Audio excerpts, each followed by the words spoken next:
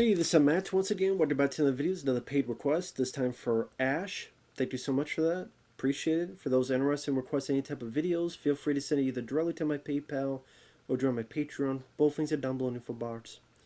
Make sure to use the family friends option on it. Best way to use PayPal if you do it that way. And Ash, I do thank you for the request. Maybe, don't send 8 of them at the same time. Because there's a lot to do. Maybe 1 or 2 at a time. But I do appreciate it, man. And this is for Season 8, Episode 3 of the X-Files called Patience. Now, before I start, X-Files, one of my favorite shows. In fact, when people ask, what's your favorite TV show, X-Files is kind of the first thing that pops up. Although I hate the revival, Season 10 and 11. Absolutely despise. So sadly didn't end on a good note, but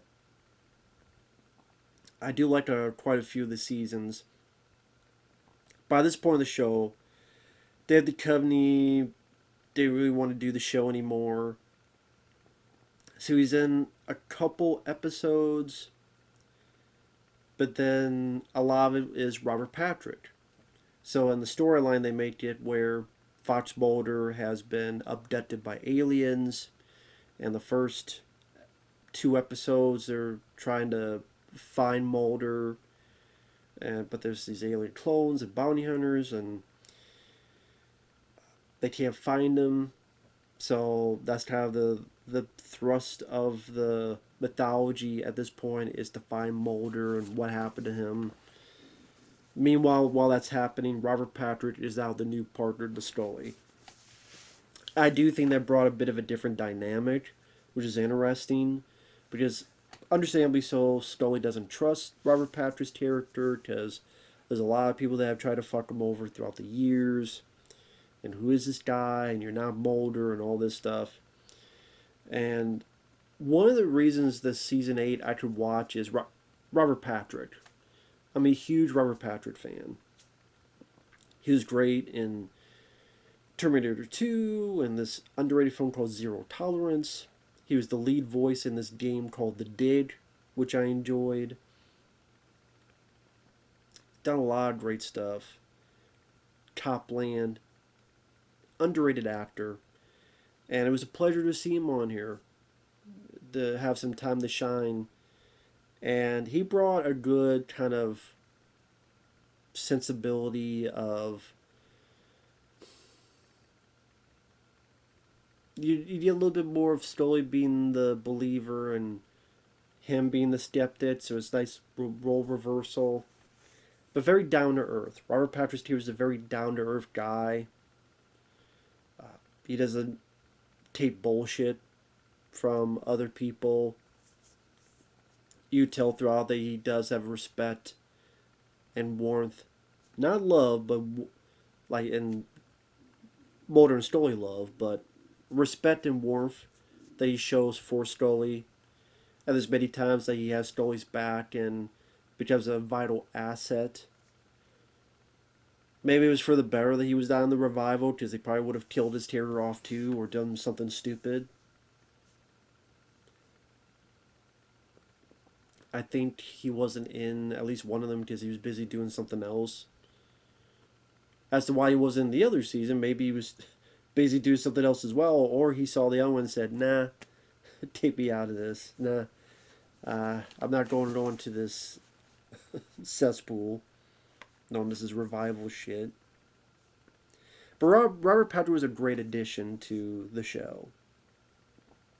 I don't think a lot of people gave him enough credit back then. I get it. I was probably the same way at first. Where's Dave Duchovny? Where's Mulder? But Robert Patrick does a great job. Now, this episode, Patience, is a pretty decent one. Definitely one of the better ones of the season. I wouldn't say it's my favorite this season. The one I really enjoyed, I forget the name of it, but it's when they go into the subway tunnel, and as Robert Patrick says, I'm just your eyes and ears, Agent Stoley. And you have this kind of fungus thing that's green that's attached to people, and with water and stuff, it'll give this electrical circuit to burn people up. I forget the name of it, but I remember quite enjoying that one. This is pretty decent. The setup is in Idaho. This couple is killed by this Batman. And technically, this is the first case Robert Patrick and Stoley, or Patrick as the character, Agent Doggett, they're going to be the first case they work together. And of course, Stoley's standoffish, saying, because Robert Patrick asks, "Hey, well, where's my desk here? Let me tell you something. This is Mulder's room. We're just borrowing it for a while." And you understand it because, it's like, no, Mulder, you're now a replacement. I think in a way they kind of did that as if Stoley was the fan base and this is the outsider. So they have the Stoley, who's a beloved character, acting like a lot of fans are. I don't trust you. You're not a replacement. And by Agent Doggett's bravery, his no nonsense attitude, him respect for Stoley, and having her back multiple times, I think a lot of people warmed up to him, warmed up to that character, and showed that, yeah, he's actually a good fit. So you look at the crime scene where this old couple was bald and there's these weird footprints. And they find two fingers in the attic regurgitated. Some nice makeup effects there.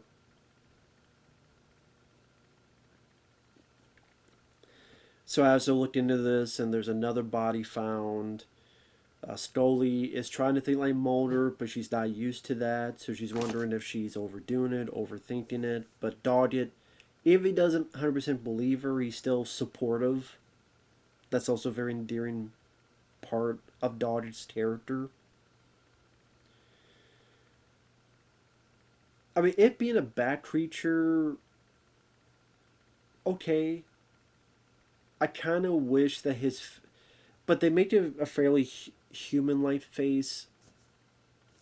I get that where there's even a line someone says, like, we come from apes. What if someone like that came from a bat? So his face will be more human, and maybe that to make it less, in their terms, ridiculous.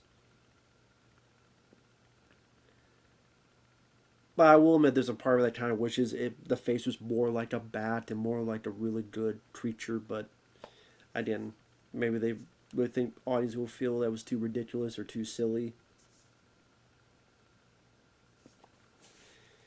And yeah, this cop giving him a hard time, but he shouldn't have done that because he gets his ass killed.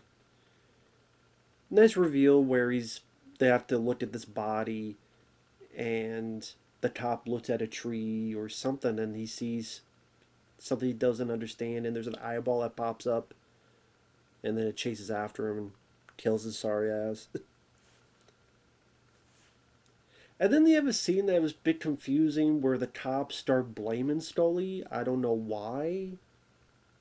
Because what the fuck did she do? They act as if things were good until she got here. I'm like, you had a dead couple and two dead bodies, and she only said a few words, and then another lady died, and you cops haven't done shit. And you're still not doing shit. You're standing there with the thumbs up your ass. Go back to Dunkin' Donuts. I'm like, why are the cops blaming Stoley? So they looked into it, they looked into the body, they looked into other evidence, and they noticed that there's a story from back to the day of a group of men finding this body that was the figure of a bat, and one of them disappeared. So they looked into the guy that found. This all started when a body was pulled out of this lake that was burnt. The person who found it is related to one of those missing guys in this old paper from back in the day. And apparently, the gist of it is that when the creature gets your scent of these men, it's going to follow you no matter how long it takes to try to kill you. So, because this woman was with one of those men, even though her body was burnt and picked up, that sense of the guy still followed her body. So, like, the coroner worked with the body, then he and his woman was killed. The detective, of course, looked at the body and he was killed. I mean, it's one of those things where there's a reason to why this bat is hunting these specific people. I almost said Mulder and Scully. Scully and Dahlia have to look at this guy, see if they can find his brother, which they do. He's isolated himself on this island. And I would say while the creature was okay, it's okay we have a bat creature, a Batman, so to speak. What made it work for me was the stuff between Dahlia and Scully and the interactions between them. Where Scully's down in herself, and maybe I'm trying too hard, and even he goes, trying too hard to do what? What, to be Mulder? Listen, Agent Scully, I don't know much about this stuff. I just know that men are from Mars and women are from Venus. But I don't think you're wrong about this, because I do think this guy's lying, and there's some stuff that doesn't add up. So it's because of him that they keep with this staked out, that they find what's going on.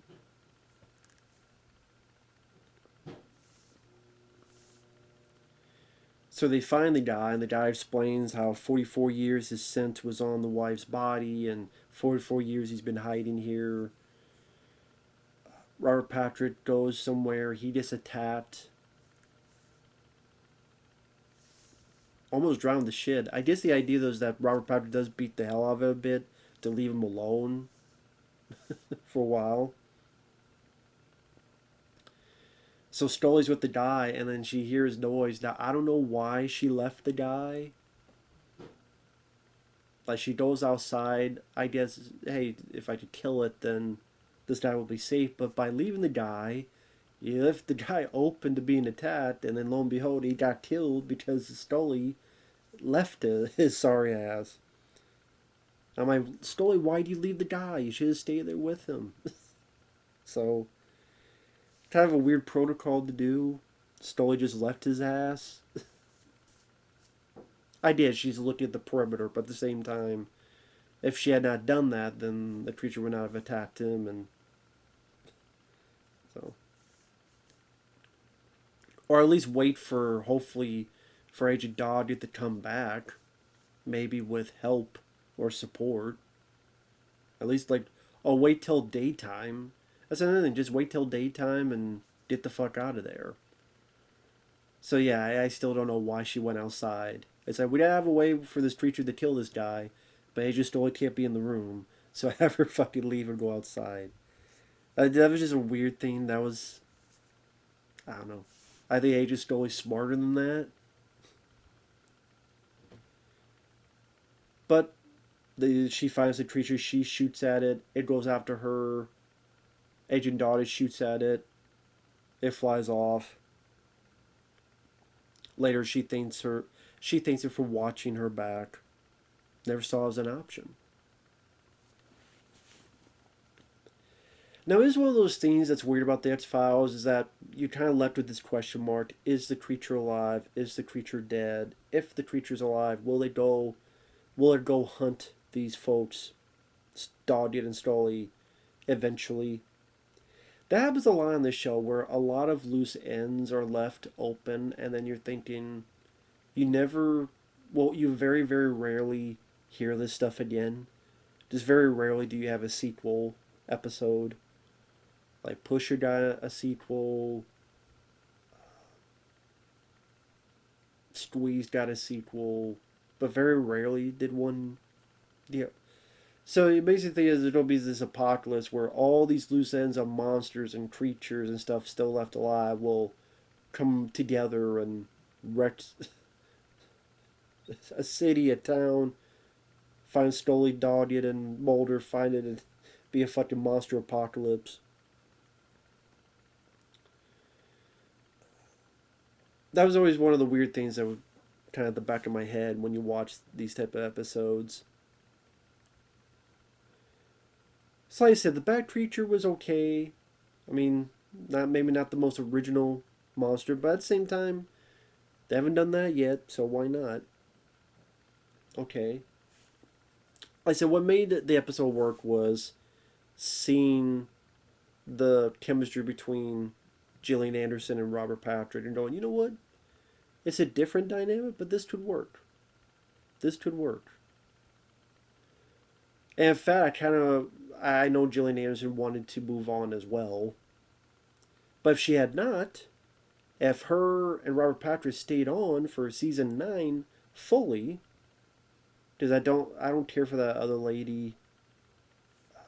I forgot her name. Where she partners up with Robert Patrick.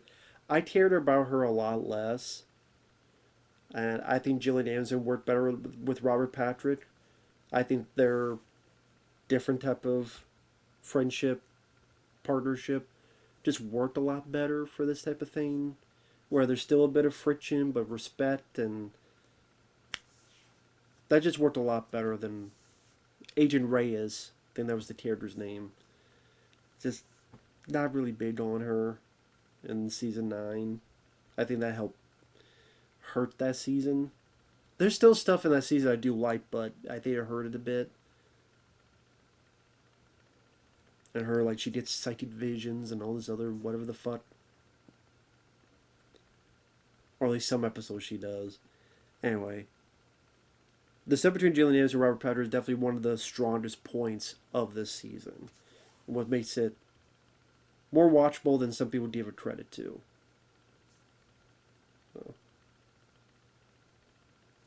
So not a bad episode at all. I do like it. So with that said, thanks for watching. Take care, and we'll see you guys later. Bye-bye for now.